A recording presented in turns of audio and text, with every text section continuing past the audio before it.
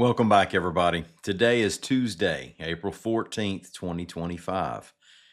Born on this date in 1918, dramatic actor John Barragray of Haleyville. Now, you may not recognize that name, but Barragray's most prolific work was in early television on series such as the Motorola Television Hour and Philco Television Playhouse.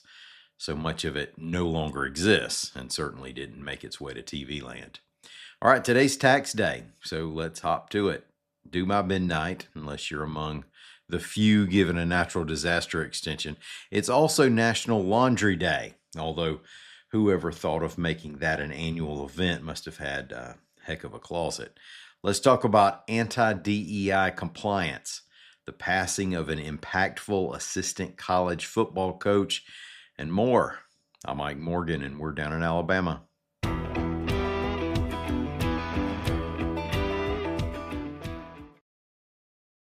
Tax day's always a pain. Next year could be a nightmare. If Congress fails to extend Trump's tax cuts, middle-class families will get hit with a huge tax increase. That means less money for groceries, less money to pay your mortgage, less money for school supplies, and less money for family vacations. A $1,500 tax increase? That's enough to give families the cold sweats. Avoid the nightmare. Save Trump's tax cuts. Learn more at protectprosperity.com. Paid for by Americans for Prosperity.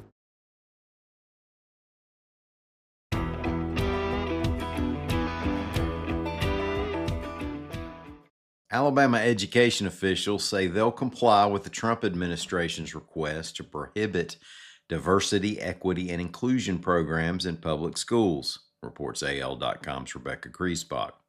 And it sounds like that has more to do with legal due diligence than any big changes to what's already going on in Alabama.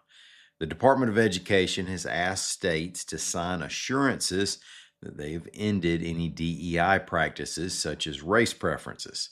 Now, here in Alabama, we already have a state anti-DEI law that followed a Board of Education policy to end critical race theory in K-12 schools.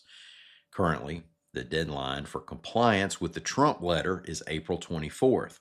Now, said Alabama State Superintendent Eric Mackey, quote, "We've read it every way you can read it, backwards and forwards, and we don't think it affects any of our schools at all because we don't use race-based decisions for admissions."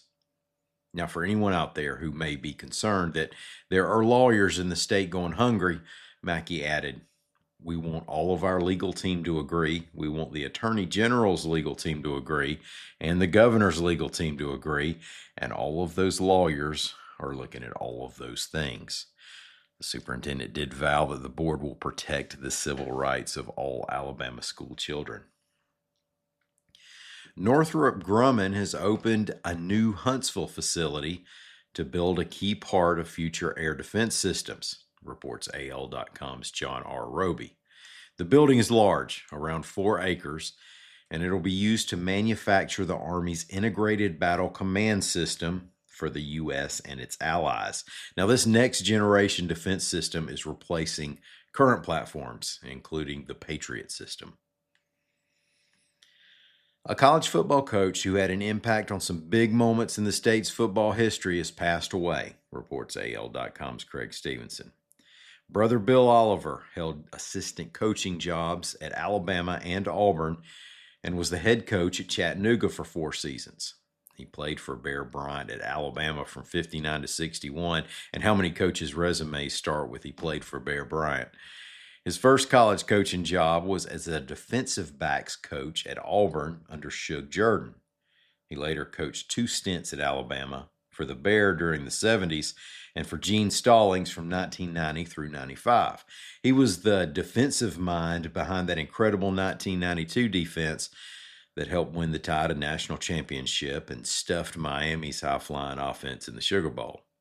He left the Tide to become defensive coordinator at Auburn, assuming the interim head coach role after Terry Bowden's firing during the 1998 season. Oliver's coaching career ended with a loss to Alabama in that season's Iron Bowl, the last one at Birmingham's Legion Field, by the way. As a player and coach, the native of Epps was part of 5 national championships. and is in the Alabama Sports Hall of Fame. Bill Oliver was 85 years old. Well, if you live in Birmingham or drive I-5920 through downtown Birmingham at night, you might notice the Regions building's lights are in the design of a golfer swinging a club. Learned behavior tells me to anticipate that he's hitting a slice toward Shuttlesworth. Well, let's try to be more optimistic than that. AL.com's William Thornton reports that the giant golfer is up there to highlight the coming Regions Tradition Golf Tournament at Greystone Golf and Country Club. Now, that's a major on the senior tour. It'll be held May 14th through the 18th, and the giant golfer is expected to stay lit through that final round. Not like John Daly. You'll be able to see him each night from 8 to midnight and each morning from 5 to 6. Now, of course, the Regions building is famous for its Christmas display of 2 trees, a wreath, and a stocking on its 4 sides during the holiday season. Remember to drive safely. If you see the giant golfer from the interstate, don't stop, stare, or duck. Thank y'all so much for listening to us. We're going to be back here in the morning. Until then, as always, come on by and see what we're doing anytime you want to on the internet at al.com.